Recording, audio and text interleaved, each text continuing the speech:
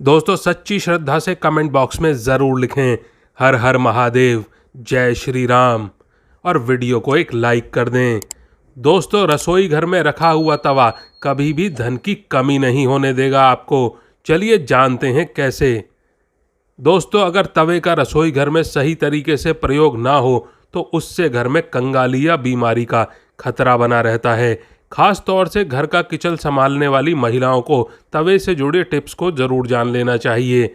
वास्तु के अनुसार तवा राहु का प्रतीक माना गया है। राहु अगर खराब हो तो घर का सर्वनाश होने से कोई भी ग्रह या कोई भी व्यक्ति नहीं रोक सकता। इसीलिए घर में रखा हुआ तवा आपकी किस्मत चमका भी सकता है और बिगाड़ भी सकता है। वास्तु शास्त्र में तवे से जुड़े कुछ वास्तु नियम भी बताए गए हैं जिनका हमें पालन करना चाहिए। चलिए जानते हैं उन नियमों के बारे में और दोस्तों वीडियो को पूरा अंत तक जरूर देखिएगा। नंबर 1, तवा या कढ़ाई को कभी भी उल्टा नहीं रखना चाहिए। उल्टा तवा रखने से या फिर कढ़ाई को रखने से घोर संकट और आर्थिक दिक्कतें आती हैं जीवन में। तवा और कढ़ाई जहां खाना बनता है उसके दाईं तरफ रखना चाहिए। तवे को कभी भी गैस के ऊपर रखकर नहीं छोड़ना चाहिए। चूल्हे पर काम खत्म होने के बाद में तवा भी हटा देना चाहिए वहां से। और दोस्तों गर्म तवे पर कभी भी पानी ना डालें क्योंकि इससे निकलने वाली आवाज़ आपके जीवन में मुश्किलों का कारण बन सकती है। तवा हमेशा साफ और चमकदार रखें क्योंकि यह आपकी किस्मत का प्रतिबिंब होता है। तवा जितना चमकेगा किस्मत भी उतनी ही निखरेगी आपकी। तवे या कढ़ाई को कभी भी तीखी या नुकीली चीज़ों से ना खुरचें। तवे या कढ़ाई को कभी भी झूठा ना करें, ना ही उस पर झूठी चीज़ें रखें।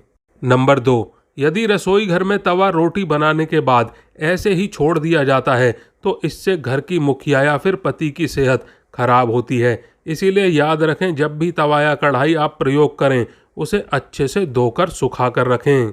नंबर 3, यदि घर में पति या बच्चे नशे की लत के शिकार हैं तो इसका मतलब ये है कि घर में बर्तनों को रखने का तरीका बिल्कुल सही नहीं है। राहु के बुरे प्रकोप के कारण ही ऐसा होता है। रात में कभी भी तवा बेसिन में ना रहने दें, उसे धोकर ही सोएं। रात में तवा हो या फिर कढ़ाई हो कभी भी गंदा ना छोड़ें। और सुबह जब भी पहली बार तवे को गैस पर रखें उस पर नमक डाल दें। गरम तवे पर नमक डालने से वास्तु दोष दूर होते हैं आपके घर के। नमक सादा ही होना चाहिए, उसमें मिर्ची या हल्दी बिल्कुल भी नहीं मिली होनी चाहिए।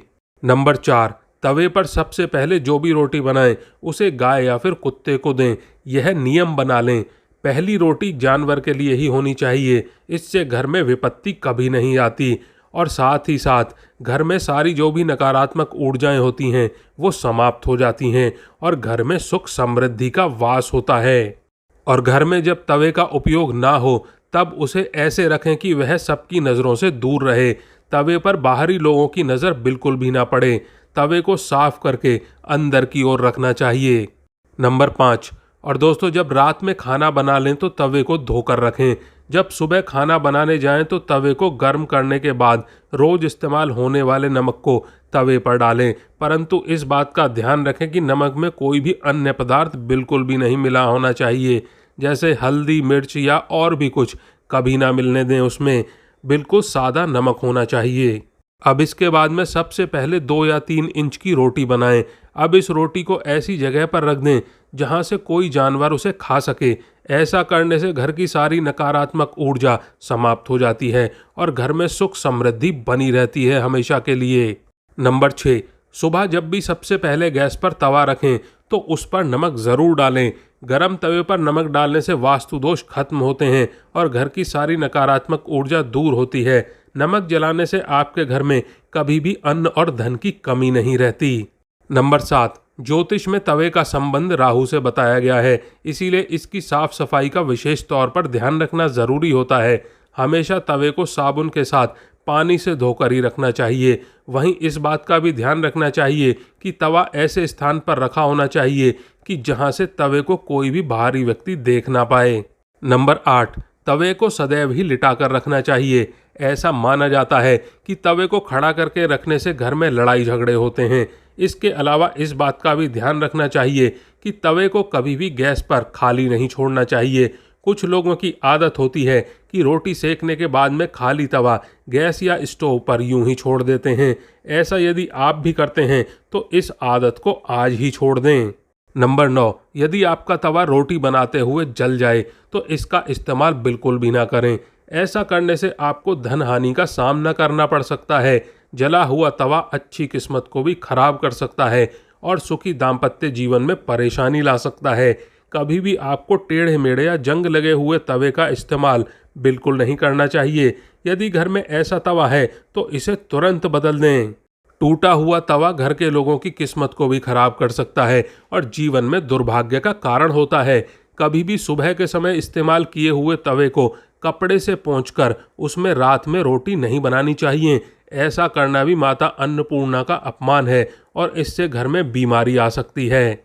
नंबर 10, वास्तुशास्त्र के अनुसार किचन में भूलकर भी बर्तन को उल्टा नहीं रखना चाहिए, चाहे कोई भी बर्तन क्यों ना हो। ऐसा करने से आपके घर में भयंकर वास्तु दोष लग सकता है, जिसका नकारात्मक प्रभाव घर के प्रत्येक सदस्य पर देखने को मिलेगा।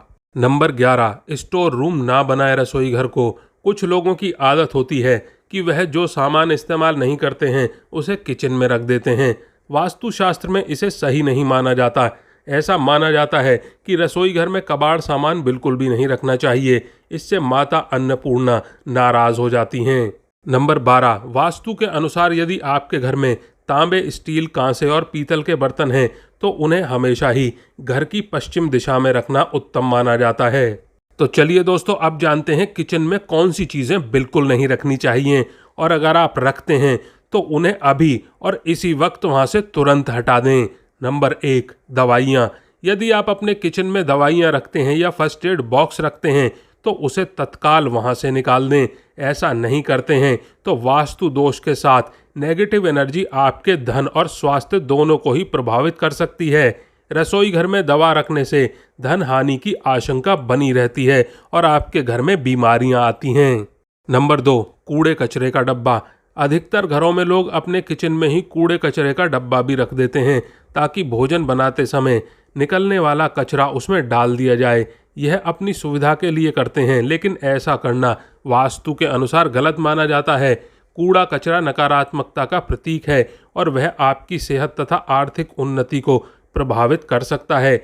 जो स्थान देवी अन्नपूर्णा के लिए है वहाँ पर कूड़ा कचरा बिल्कुल भी नहीं रखना चाहिए। अगर आप रखते हैं तो वहाँ बिल्कुल भी कूड़ा कचरा ना रखें रसोई में। नंबर 3, प्लास्टिक के बर्तन और डब्बे। किचन में प्लास्टिक के बर्तन और डब्बे का प्रयोग नहीं करना चाहिए। इससे स्वास्थ्य संबंधित समस्याएं पैदा हो सकती हैं और नेगेटिव एनर्जी आपको परेशान कर सकती है। इतना ही नहीं, प्लास्टिक का संबंध पाप ग्रह राहु से होता है। प्लास्टिक से राहु दोष उत्पन्न होता है। नंबर 4, शीशा ना लगाएं। अगर आपकी किचन में चेहरा देखने के लिए शीशा लगा है या फिर ऐसे शीशे का इस्तेमाल हुआ है जिसमें आपके चूल्हे की आग की झलक दिखती है, उसका प्रतिबिंब बनता है, तो उस शीशे को निकाल दीजिए। वास्तु के अनुसार किचन में शीशा रखने से अतिरिक्त ऊर्जा का प्रवाह महसूस होता है। इससे किचन में आग और पानी का संतुलन बिगड़ जाता है, जो वास्तु दोष उत्पन्न करता है। नंबर 5, टूटे बर्तन बिल्कुल ना रखें। यदि आपके किचन में कप, प्लेट, कढ़ाई, तवा, थाली या फिर कोई अन्य बर्तन टूट गया है तो उसे तत्काल वहां से निकाल दें। रसोई घर में टूटे हुए बर्तन बिल्कुल नहीं रखने चाहिए, इसे अशुभ फलदायी माना जाता है। माता अन्नपूर्णा की कृपा प्राप्ति के लिए ऐसा करना चाहिए। उनके आशीर्वाद से घर में धन धान्य बढ़ता है। टूटे बर्तन से दुर्भाग्य और दरिद्रता बढ़ती है। माता लक्ष्मी नाराज होती हैं और धन हानि की आशंका बनी रहती है। नंबर 6, झाड़ू ना रखें। झाड़ू को लक्ष्मी का प्रतीक मानते हैं, लेकिन उसे कभी भी किचन में नहीं रखना चाहिए। किचन में झाड़ू रखने से परिवार के सदस्यों के बीच में विश्वास कम होता है और घर की सुख और शांति में बाधा पहुंचती है। इससे आपको वित्तीय हानि भी हो सकती है। नंबर 7, गुंधा हुआ आटा। रसोई घर में जब महिलाएं खाना बनाती हैं तब रात में गुंधा हुआ आटा बच जाता है, जिसे वह फ्रिज में रख देती हैं और सुबह फिर से उसका इस्तेमाल करती हैं। लेकिन वास्तुशास्त्र की बात करें तो यह बिल्कुल सही नहीं माना जाता है। ऐसा बिल्कुल नहीं करना चाहिए। एक तो इसमें रात भर लाखों प्रकार के बैक्टीरिया पनप जाते हैं जो स्वास्थ्य के लिए हानिकारक होते हैं। साथ ही इससे शनि और राहु का नकारात्मक प्रभाव घर पर पड़ता है, जिससे कई प्रकार की समस्याओं का सामना करना पड़ता है। दोस्तों आज के लिए बस इतना ही। हमारे द्वारा दी गई शास्त्रों के अनुसार जानकारी आपको अच्छी लगी हो तो वीडियो को लाइक करें, दोस्तों के साथ शेयर करें और कमेंट बॉक्स में सच्ची श्रद्धा से जय श्री राम ज़रूर लिखें।